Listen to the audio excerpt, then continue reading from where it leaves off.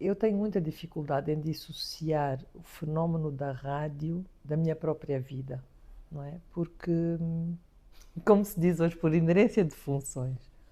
Ou seja, o meu pai nasceu na Índia, quando morreu só tinha a nacionalidade angolana, mas nasceu na Índia, de onde saiu já aos 18 anos, portanto, de Goa. E o primeiro emprego dele já foi na rádio. E começou a trabalhar muito cedo, muito jovem. Depois foram das famílias da Índia que vieram para Angola. Não vieram muitas, a maior parte foi terão ido para Moçambique. E aí terá ficado o link à Angola. E, portanto, os meus pais vieram para Angola, os meus tios, e o meu pai casou-se aqui. Portanto, fazia rádio na Rádio Católica, fez na Rádio Clube de Angola, na Lunda fez na Rádio Diamangue também, porque casou-se na Lunda, né? A minha mãe é da Lunda Norte e eles casaram-se lá. Portanto, para mim essa diferença entre o que é que não é rádio e o que é rádio, sobretudo porque os profissionais de comunicação no geral convivem muito entre si, quase que só convivem entre si. Eu acho que naturalmente a compreensão daquilo que era a rádio fez parte da minha vida desde sempre. Não é? Não sei sequer se foi uma decisão eu trabalhar para a rádio. Quando eu comecei a pensar o que é que eu quereria fazer em adulta, quando eu for grande, eu queria ser arqueóloga ou veterinária. Eram os sonhos da minha vida. Enquanto somos pequenos e começamos a pensar o que é que queremos ser. E ainda pensei em ir fazer oceanografia no Namibe. Depois não foi possível fazer oceanografia, mas estive ainda um tempo no AMBO, no Instituto Médio Agrário, para ver se seguiria veterinária ou não. Se dali daria para seguir veterinária. Era uma altura conturbada, portanto, foi a altura em que os sinais de violência, mesmo urbana, começaram a acontecer.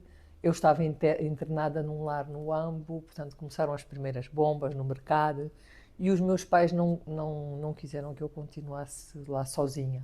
Né? Sozinha, pronto, tinha os amigos, os colegas do lar, mas não estava com os meus pais. E, portanto, voltei para Luanda e em Luanda fiz o curso médio de Planificação e Gestão. Ou seja, do ponto de vista profissional, a minha carreira académica começa com agronomia, passa pela gestão, economia e gestão. Do ponto de vista profissional, durante um tempo, eu comecei a trabalhar muito cedo. Passou por uma biblioteca, porque eu achava que era um sítio onde eu poderia aproveitar tempos vagos para ler, para estudar, e portanto acho que foi um privilégio muito grande. Devia ter os meus 16 anos para aí. Desde 1983, trabalho eu, era isso que eu queria dizer. Quando eu acabei o curso médio de planificação, nós na altura escolhíamos os diferentes sítios para onde poderíamos querer ir. Como eu conhecia muita gente na rádio, eu pedi para ir para a rádio. Então, eu entro para a rádio, para a área da administração e gestão.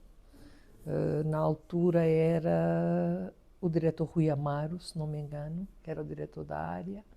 E eu começo a trabalhar na rádio em 1983, na área de planificação e gestão. A maior memória que eu tenho é da noção de disciplina profissional que nós tínhamos. Mesmo nos serviços administrativos, na altura havia livro de ponto e horário de entrada. Quem chegasse 15 minutos atrasado já tinha meia falta, portanto, depois já tinha que justificar. Essa noção do rigor e da disciplina foi uma coisa que acompanhou toda a minha... Acho que é de uma época também, acho que é de uma geração.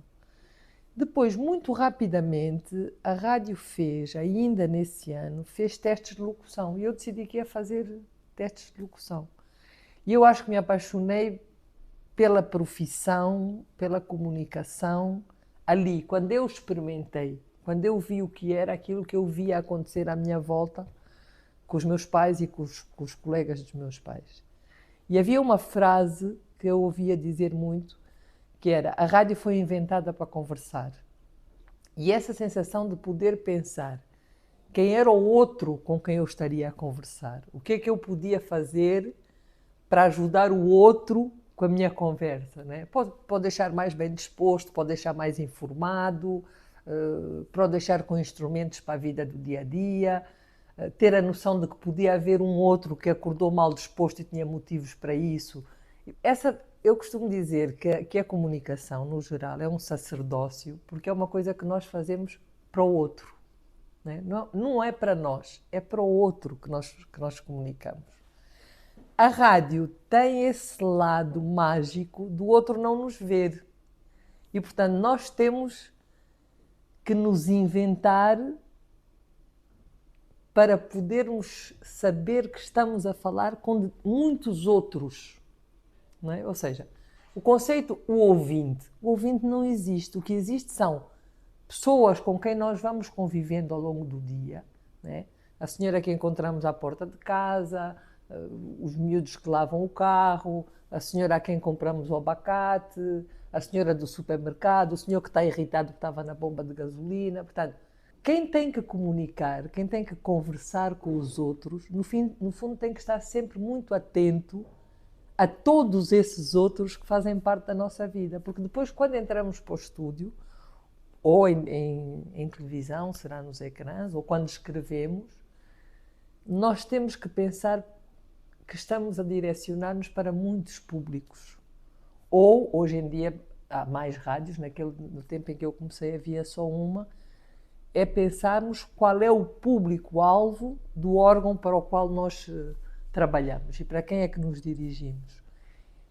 E eu acho isso fascinante, essa noção de compreender o outro, conhecer o outro, poder saber quem é, o que é que ele pode precisar e como é que eu posso ajudá-lo a estar mais informado, mais preparado, mais bem disposto também, eu acho que é a parte mais fascinante.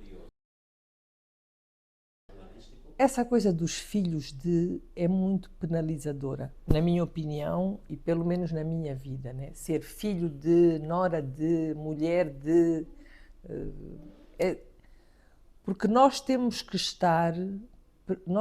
dar permanentemente o dobro ou o triplo de nós para provar que merecemos estar ali. Eu nunca mais me hei de esquecer quando eu, pela primeira vez, fui para o ar e ia escolher o nome profissional. Uma colega dos meus pais perguntou-me: tu vais usar mesmo Paula Simons, não queres usar Paula Marina? E eu disse: eu sempre assinei Simons, sempre assinei assim, nem sequer problematizei essa questão. Portanto, com o passar do tempo, eu apercebi-me da responsabilidade que isso significa. Ou seja, ela é filha do Simons, ela não pode chegar um minuto atrasada, ela não pode dar um mau exemplo, ela não... Hoje em dia eu sei que as coisas são vistas ao contrário, né? Que os filhos são beneficiados. Eu acho que em muitos casos os filhos são, pelo menos na minha época e nos filhos de quem eu conheço, nomeadamente os meus, coitados, permanentemente estamos a ser postos à prova. Permanentemente estamos a ser contabilizados. E eu acho que, se por um lado, tendo em conta o nosso contexto, é normal que as pessoas desconfiem, que as pessoas suspeitem, porque se construiu toda essa lógica do nepotismo e dos filhos de, também acho que é muito importante pensarmos que os filhos de crescem, fazem carreira, estudam, trabalham muito, trabalham muitas horas, não é? E que pode ser injusto tirar-lhes o mérito que eles realmente têm. Na minha vida, eu sinto muito o reconhecimento, por exemplo, eu sinto-me realmente acarinhada quando as pessoas ainda se lembram do meu pai. Acho que é bonito isso, né? Acho que é bonito sentir que o teu pai foi gostado pelas pessoas e que as pessoas gostavam dele profissionalmente. Mas para mim e para a minha carreira profissional foi permanentemente um ser posto à prova, não é? ter que ser mais perfeita que, para não dizerem que por ser filha do Chico não fazia isto ou fazia aquilo. Isso é muito engraçado, porque eu era muito gaga, aliás, eu sou gaga. E quando eu comecei a dizer que ia fazer rádio e que ia fazer locução, o meu pai era muito brincalhão, tinha um sentido de humor particular.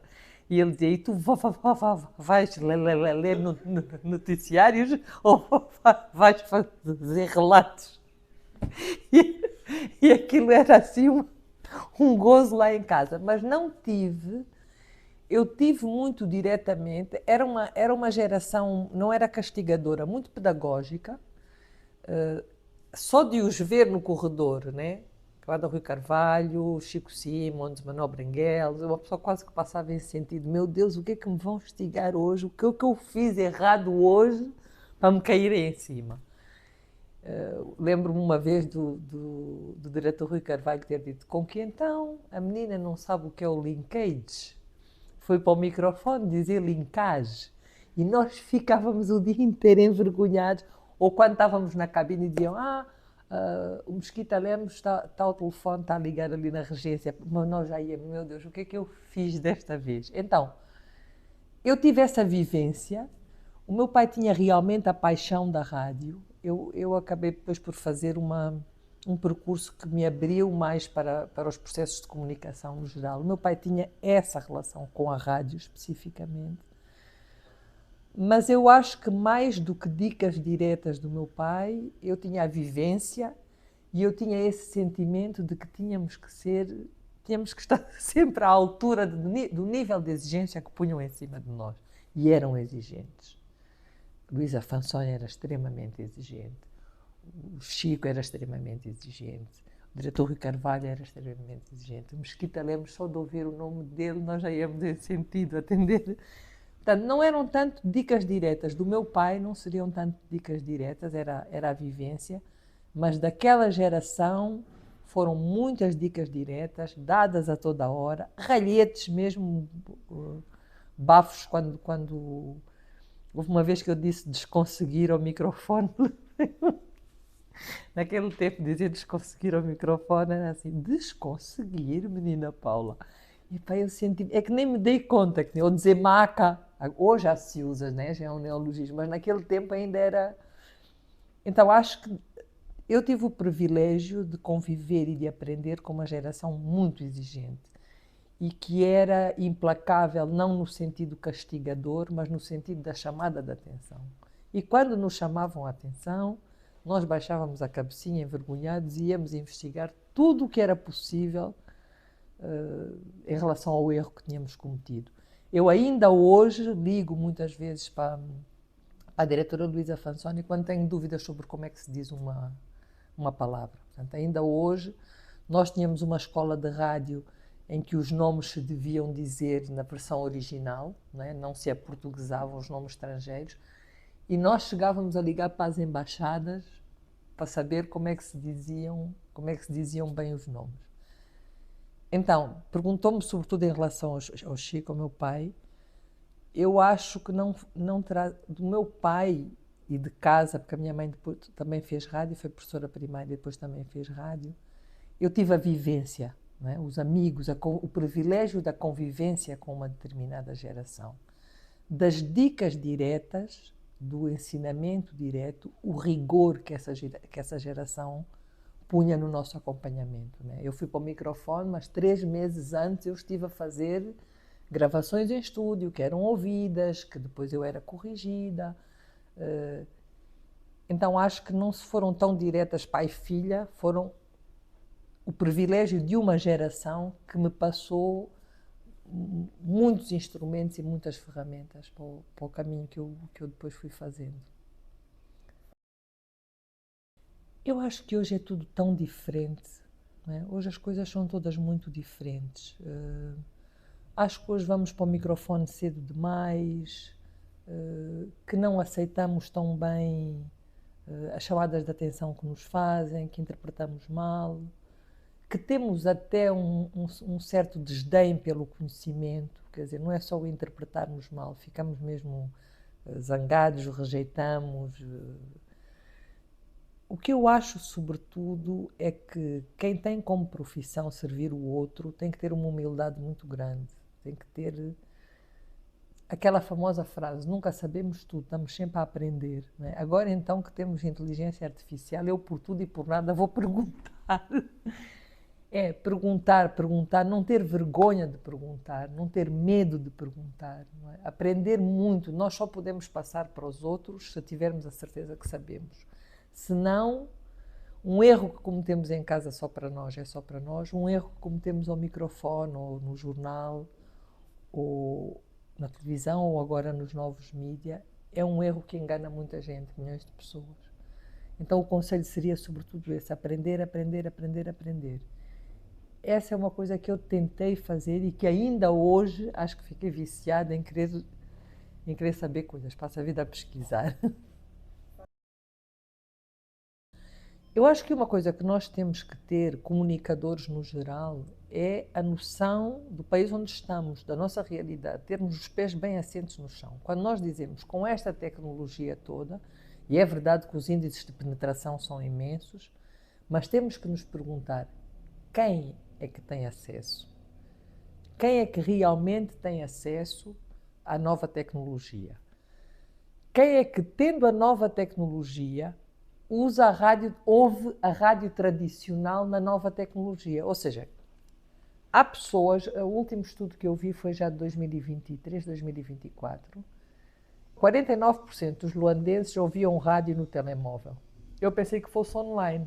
Não, eles usam o telemóvel como rádio, como antigamente os nossos avós usavam. Então, usam o telemóvel como rádio. E temos que ter em conta que os níveis de penetração de internet pelo país inteiro, né? Angola não é Luanda, embora Luanda tenha 9 milhões de habitantes.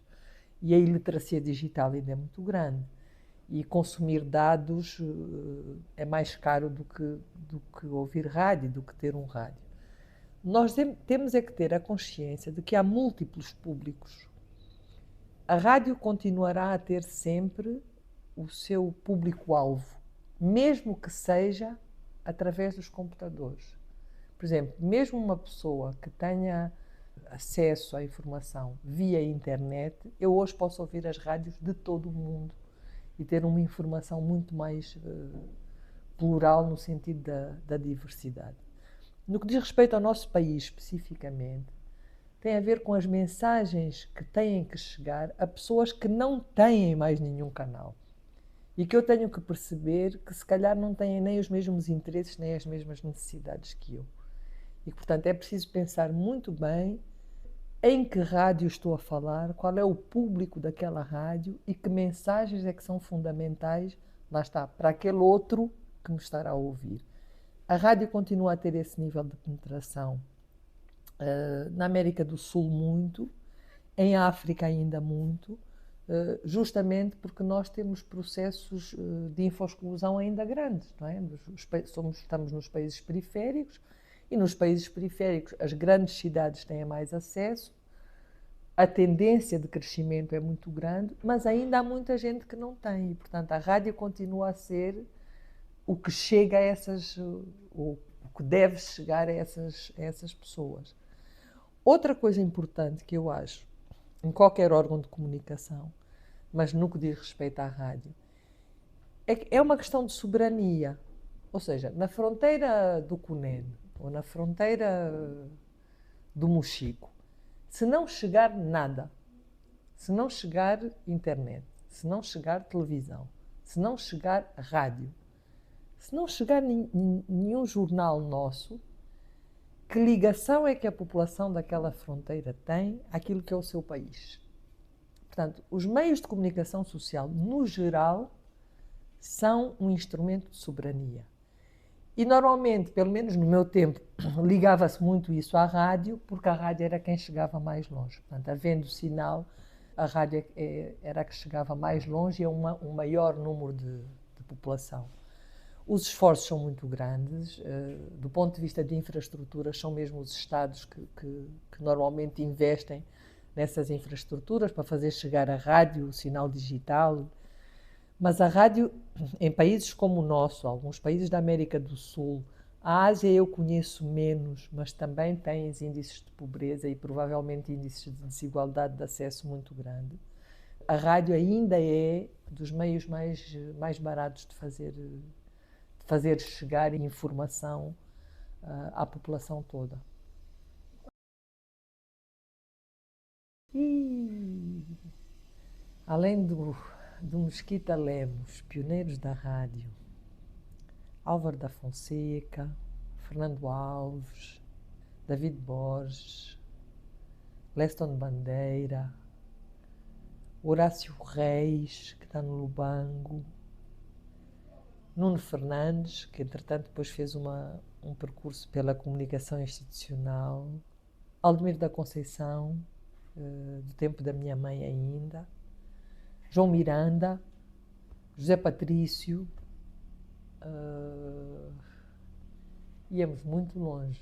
Depois tem uma geração, Reginaldo Silva, não é? Depois começa a ter uma geração que me começa a ser um pouco mais próxima, né? Reginaldo Silva, Andeiro João, Manuel Luciano, que ainda está na rádio, o Pedro Neto, que é capaz de ser mais ou menos contemporâneo já, Pedro Neto, Ismael Mateus, Marina Andreia, Sónia Afonso, portanto há aí uma geração que já é mais ou menos a minha geração, e depois toda essa geração, porque também o conceito de geração, nós éramos todos muito novos, né? Depois vem a Carla Castro, o João Carlos Van Dunen, já na Laca Orvanda Andrade, a Cristina Miranda, o Carlos Gonçalves, portanto depois tem...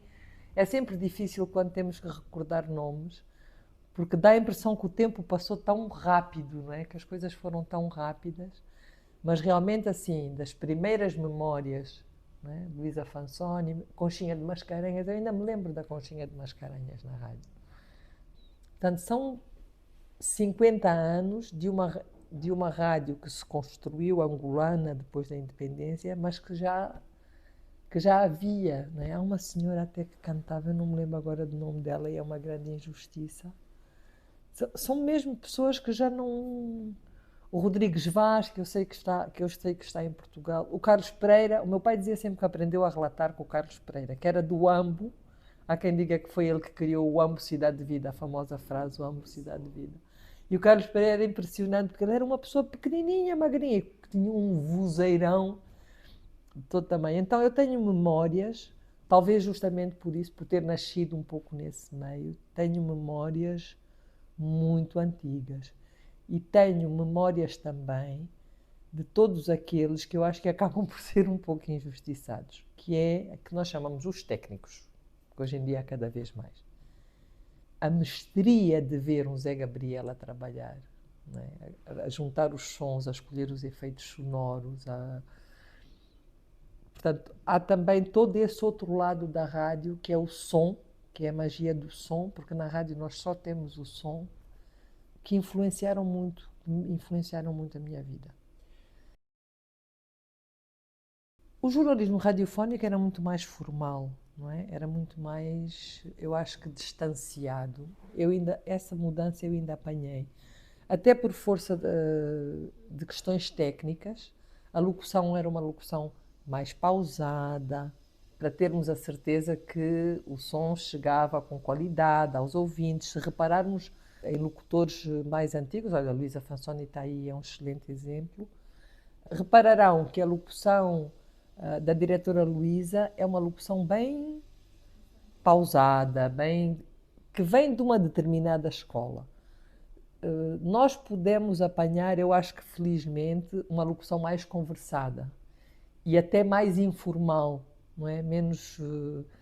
aos poucos o Maca foi entrando, o Desconsegui foi entrando, portanto, nesse sentido, houve mudanças grandes. Uma mudança que eu noto agora era proibido falarmos de nós próprios como eu, e ao microfone eu, portanto, nunca era eu, era o locutor Paula Simons, ao microfone Paula Simons, o eu não se destacava, e nunca se tratava o entrevistado por tu. Essa é uma diferença que eu noto profundamente, porque é mundial. Hoje toda a gente trata por tu, talvez tenha mudado também a relação entre os jornalistas e as fontes, os jornalistas e os comentaristas, ou seja, o próprio jornalismo se alterou. Mas é curioso como essas pequeninas coisas, ainda hoje, quando eu ouço alguém dizer eu em rádio, para mim faz ruído. Quando eu ouço um jornalista tratar um entrevistado por tu, para mim ainda me faz algum ruído. Era um pouco mais... O outro que estava connosco devia ser familiar, friendly, amigável, mas não era da nossa intimidade. Era um outro. E isso eu acho que se alterou, que a proximidade e que a criação de intimidade se construiu. Não sei qual será o argumento técnico para isso, né? Mas seguramente haverá. porque há mais meios, porque haverá mais convívio entre... Hoje em dia há jornalistas que se comportam como comentaristas, já comentaristas que já são jornalistas, portanto, houve uma evolução, há uma evolução muito grande. E como eu vejo que não é só em Angola, não é só uma coisa que acontece entre nós, entendo que seja uma transformação, não necessariamente um erro, né? As mudanças não são necessariamente erros. Embora a mim às vezes ainda me faça um bocado de confusão. Eu tenho dificuldade em tratar um entrevistado. Eu entrevistei o meu pai e não tratei o meu pai por tu nenhuma vez ao longo de toda a entrevista. Aconteceu-me algumas vezes com pessoas próximas fazer esse exercício.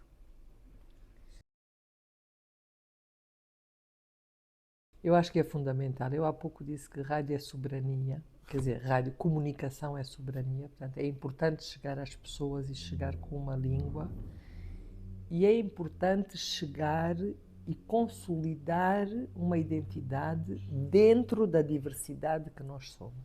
Ou seja, nós podemos ter raízes culturais diferentes e construir um Estado-nação. Olhemos até para o Brasil, que não conheço que tenha outras línguas que não o português, mas têm culturas profundamente diferentes. Também eles são um continente. Nós podemos manter as nossas características culturais, podemos manter as nossas línguas, mas temos necessariamente que nos consolidar como Estado-nação, buscar aquilo que nos une dentro dessa diversidade que somos.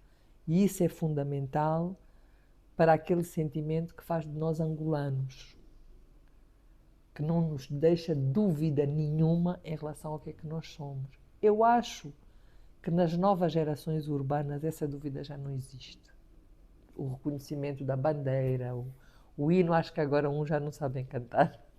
Mas quer dizer, acho que os angolanos já se identificam naturalmente como angolanos. Mas reforçar essa identidade no sentido positivo das coisas. Eu acho que o angolano fala muito mal de si próprio. Nós falamos muito mal de nós próprios. Parece que nós não temos coisas boas. E nós temos coisas muito boas. Eu acho que a rádio pode contribuir muito para nos mostrar que nós temos esse valor, que nós temos essa força, que nós temos valores comuns e que nós podemos fazer uma corrente unida que constrói, que não está sempre a destruir. A vida tem coisas muito más e tem coisas muito boas. Se nós só olhamos para aqui, nós só vamos ver isto. É importante que nós consigamos ver os dois lados e que consigamos, com o lado bom, construir coisas melhores no lado mau. Eu acho que também é um bocado do ser humano. O ser humano é um bocado... E a nossa vida não tem sido fácil também, né? Nós não temos tido uma vida fácil, mas eu vejo outros povos que passam por momentos difíceis, incluindo de violência, e que nunca põem em causa a sua noção de pátria, a sua defesa de pátria, não é? Tenho pelo mundo inteiro. Isso é uma coisa... E eu acho que às vezes nós angolanos temos um bocado dessa... Agora menos, as novas gerações já não se põem... No princípio talvez houvesse mais, né? Se sou mesmo angolano, se não sou, não queria nada ser deste país, devia ter nascido noutro país. É uma diferença muito grande. E depois é assim, é o sermos educados para sermos angolanos. Eu não tenho dúvida nenhuma que sou angolana. Gosto muito de alguns brasileiros e de alguns sítios no Brasil. Gosto muito de São Tomé e Príncipe, por exemplo. Gosto pela calma que aquilo me transmite, né? Gosto muito de Cabo Verde, acho que tem também uma cultura diversificada, uma maneira de existir interessante. Acho que os moçambicanos são mais diferentes de nós, talvez pela proximidade mais àquela cultura britânica, com a África do Sul. Acho que eles são menos, talvez menos efusivos, menos alegres. Mas nós somos educados, eu pelo menos fui educada para ser angolana, para ser uma boa angolana, para defender o meu país, para defender os valores do meu país, para defender os meus compatriotas e a minha pátria. E que isso não me impediria nunca de ter a cabeça aberta ao mundo e de gostar de outras coisas e de querer conhecer outras coisas. Mas aquilo que eu sou intrinsecamente, eu sou uma angolana. Eu acho que o que nos falta é essa educação ser dada desde pequeno. Não sei se hoje ainda faz sentido educar-se para isso. Nós já temos 50 anos. Historicamente não é nada, né? Do ponto de vista dos historiadores, 50 anos não é muito tempo. Mas acho que nisso já não há dúvidas. Quem nasce angolano sabe que é angolano. Já não se questiona se é angolano, ou se é brasileiro, ou se é japonês, ou se é português. Quer dizer, os angolanos já sabem que são angolanos. Mas os angolanos têm muita tendência a falar mal do seu próprio país. Parece que aqui não tem nada bom. E se alguém fala bem, ainda dizem que está a elogiar, a bajular. Não sei. Não, nós temos coisas muito boas e muito bonitas. Nós estamos a falar sobretudo da rádio, eu às vezes esqueço-me, porque o meu percurso levou realmente a que eu visse os processos comunicacionais, não é? E a comunicação como um todo. Eu hoje sinto-me muito mais desafiada em definir uma estratégia para um órgão para atingir o público-alvo tal, ou seja, em trabalhar estratégia de comunicação, do que necessariamente em fazer rádio. Mas um profissional de rádio tem que ter muito conhecimento, muita informação, tem que ter domínio da língua. A nossa língua está a mudar, já está a mudar. Nós um dia vamos ter um angolano, assim como o Brasil tem um brasileiro, mas a nossa língua oficial ainda é o português. E, portanto, nós temos que falar bem o português. Temos que aprender a dominar a nossa língua. E temos que dominá-la. As palavras têm um significado, as palavras têm um sabor, Ser preguiçoso não é a mesma coisa que ser dolente. Não é? Estar irritado não é a mesma coisa que ser assertivo. Ser assertivo não é ter a mania que é bom. Quer dizer, as palavras têm um significado. Acho que um profissional de rádio tem que gostar das palavras. Tem que saber exatamente o que é que elas querem dizer. Um profissional de rádio tem que ter a noção que está a falar para o outro. Se eu ligo o microfone às 4 da manhã, eu tenho que pensar, há uma senhora que a esta hora pode estar a sair de casa e esqueceu de desligar o gás. E a senhora, cuidado, vai sair, já sabemos, vai apanhar o trânsito, não se esqueça de desligar o gás. Ou tem que pensar que pode haver um camponês algures no leste, onde até há 1 hora de diferença horária, embora não haja oficialmente, mas onde o sol nasce 1 hora mais cedo, portanto é 1 hora mais cedo, que pode estar a ouvir e pode querer que eu me lembre que ali está frio. Eu não posso ligar o microfone numa rádio nacional, atenção, e dizer, pois está a chover. Está a chover aonde é que está a chover? Não é? Ou seja, e isso encanta-me mesmo, essa noção de que estamos a falar para muitas pessoas diferentes e que em cada momento temos que ter essa consciência. Que mesmo quando queremos mandar uma indireta para a pessoa sentir que estamos a falar para ela, não é? Com que então o senhor está aí no ambo na estufa. E como está no ambo onde era a antiga estufa, pensa que nós todos também podemos andar com essa calma, não temos trânsito. Aquela pessoa sentiu que eu pensei nela. Sentiu. Eu não faço ideia quem seja, né? Lá está, são os ouvintes. E eu não deixei de comunicar com todos os outros que não estão no ambo e que não estão na estufa e que estarão a fazer outras coisas. Então, essa capacidade de nos colocarmos para os outros, não é nós para os outros, é nós pelos outros. Falando para os outros. Eu acho que um profissional da rádio tem que ter isso. E tem que ter, e isto é sagrado, a consciência de que um erro que se comete em rádio, uma informação mal passada em rádio, é deseducar toda uma população que esteja a ouvir rádio. Não vamos ter já não estamos no meu tempo em que só ouvia a Rádio Nacional de Angola e toda a gente só ouvia a Rádio Nacional de Angola às 13. Mas pelo menos as rádios de grande audiência têm que ter a consciência que um erro que cometam, uma informação mal passada, o nome de um país mal dado, uma informação errada, o replicar à toa o que ouvimos nas redes sociais sem irmos confirmar jornalisticamente, Estamos a induzir em erro pessoas perante quem nós temos responsabilidades. É uma responsabilidade, não é para a minha vaidade. Eu não estou ali a trabalhar para mim, para a minha vaidade, para o meu nome, para os meus amigos. Não, eu estou ali a passar informações para as pessoas que podem mudar o seu comportamento e não ter cólera, por exemplo, ou não ter paludismo, porque eu fui capaz de dar a mensagem certa no momento certo. Então, essa capacidade dos comunicadores se colocarem ao serviço de... Por isso é que é um serviço público. Não é só serviço público porque é do Estado. É um serviço público porque serve o cidadão, no geral. Agora fiquei muito séria.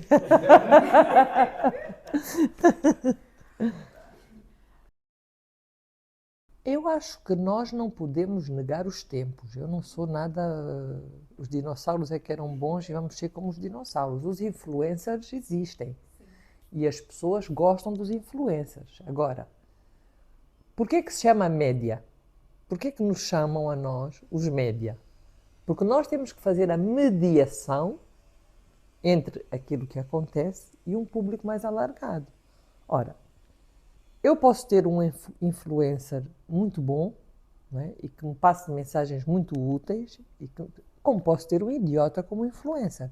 Há um pensador, Humberto Eco, falava das redes sociais, e Humberto Eco dizia: o problema das redes sociais é que antigamente havia um idiota num café que depois de beber um copo de vinho começava a dizer disparates e nós mandávamos calar a boca. Agora o idiota vai para as redes sociais e ninguém o manda calar, e pelo contrário, as pessoas gostam dele e seguem-no. Quem é que tem que separar o trigo do joio? É o profissional. Por isso é que nós somos profissionais. Os influencers, as pessoas que escrevem nas redes sociais, não são jornalistas. Não é a profissão deles, não têm obrigações para com o público. Os profissionais de comunicação têm obrigações para com o público. Então, sim, levem influencers, é simpático, os jovens gostam, mas vamos lá separar o trigo do joio. E acho que também é assim, é moda, toda a gente gosta, uma boa fofoca, anima a conversa nos programas juvenis, mas calma, quer dizer, tem que haver uma certa elegância no nível de... Porque este andou com aquele, que trocou com aquela, que fez... Quer dizer, que mensagem é que estamos... O que é que o público tem a ver com isso? E o que é que a população tem a ver com quem é que namorou e com quem é que casou com quem? Ok, faz um pequenino espaço de notícias, porque as pessoas gostam desses espaços de fofocas, portanto, não quero ser a radical, mas a nossa vida não é isso, porque depois criamos uma bolha de pessoas despreocupadas com coisas realmente importantes que acontecem. E por isso é que às vezes as pessoas não veem o lado bom. Por exemplo, o crescimento que o nosso país teve em termos artísticos nos últimos anos. Eu estava ontem a ouvir 3 jovens a cantar. A quantidade de grupos musicais que nós temos, com extrema qualidade, com tanta diversidade. Cinema, nós produzimos cinema, que é das artes mais caras do mundo. Nós temos ganho festivais internacionais de cinema. Nós temos feito realmente coisas absolutamente fantásticas. Temos feito, é verdade, temos. Então, se nós só damos o lado da fofoca, quem casou com quem, que traiu quem, que fez não sei o quê, tem o seu espaço, tem o seu canto, faz parte, as pessoas gostam, é como os conselhos amorosos, nada contra, chama audiência, mas não pode tornar-se o todo. Porque se torna o todo, estamos a dar às pessoas só isso. Outra coisa que temos que ter em conta é que há muitas pessoas que não recebem mais nada, não foram à escola, ainda temos índices de analfabetismo grandes e que, portanto, só recebem aquilo que lhes é dado pelos meios de comunicação. Ou só recebem os influencers. Se ninguém faz um contrapeso, essas pessoas só vão ter essa bolha de desinformação e de desconhecimento. Eu não sei, eu sei que os profissionais de hoje em dia têm também essa consciência, mas essa lucidez de perceber o quão grave é eu passar uma informação errada ou eu só passar um tipo de informação que não tem utilidade absolutamente nenhuma. O que é que isso representa de dano para a sociedade e que poderia estar a representar um ganho? Quando eu própria depois vou para casa falar mal dessa sociedade, que ainda é o mais espetacular, é que vamos para a rádio, para a televisão, falamos, fazemos um monte de coisas, dizemos, chegamos a casa, falamos mal de coisas que nós próprios não fizemos. Ou nós próprios não ajudamos a construir às vezes, não é? Não posso generalizar, mas acontece muito. Eu agora ouço muito pouco rádio. Ouço mesmo muito pouco rádio. Lá está. Agora tenho a internet logo de manhã. Eu gosto muito de ouvir a Carla. Acho que a Carla é uma excelente comunicadora. Gosto muito de ouvir a Mara. Acho que a Mara nasceu para comunicar. Outra pessoa que nasceu para comunicar é a Patrícia, que está na ZAP. A Patrícia é uma comunicadora, né? Uma comunicadora nata. Gosto muito de ouvir o Stanislau Garcia. A Vânia Varela, já num campo de informação, gosto muito de ouvir a Vânia Varela. A Filomena Oegi, a Sani Fushi. Por exemplo, temos a voz do Fulo é incontornável. Até parece que ele construiu aquela voz. Não, é a voz dele, ele fala assim. Ele é... Aliás, essa é outra coisa importante em relação à rádio. É que a rádio e aos outros meios de comunicação, há técnicas para se comunicar. Nós hoje frequentemente ouvimos dizer dos, ses. Não é necessariamente porque a pessoa não sabe dizer. É porque a pessoa não foi treinada para fazer locução. A locução tem regras, tem treinos. Houve uma época que eu defendo em que se decidiu que os comunicadores são comunicadores. Não têm necessariamente que ter vozes perfeitas, mas não podem deixar de ter a técnica de locução. A técnica de locução é fundamental, tem regras e aprende, senão ninguém percebe nada do que nós dizemos. E acho que isso também é importante. Agora, vamos lá ver se eu me lembro de mais nomes, para não deixar ninguém zangado. Eu não me lembro muito, eu não ouço também muito a rádio neste momento, francamente. É quando vou de manhã no carro, porque eu sou sobretudo uma pessoa de notícias, né? Então, de manhã, quando eu acordo, às 5 até às 5h30, já tenho que ter as notícias todas buriladas, vistas, qual é a agenda do dia no país, internacionais. E, portanto, cada vez ouço menos rádio. Depois ouço aquele bocadinho, como era antigamente, né? Drive time is prime time. O tempo da rádio, o prime time da rádio é o tempo em que estamos no carro. Mas ouço pouco rádio. Não faço a mínima ideia.